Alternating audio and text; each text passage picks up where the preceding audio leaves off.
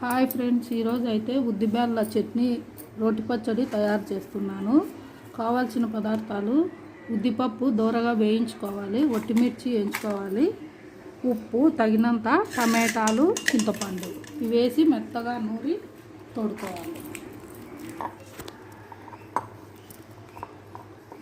ఇట్లా నూరుకొని గిన్నెకు తోడుకున్న తర్వాత పెట్టుకుంటే చాలా టేస్టీగా ఉంటుందండి. నడుము నొప్పికి చాలా మంచిది ఈ ఉద్దిపప్పు చట్నీ, చాలా టేస్టీగా ఉంటుంది. చిన్నప్పుడు మా అమ్మ చేసేది.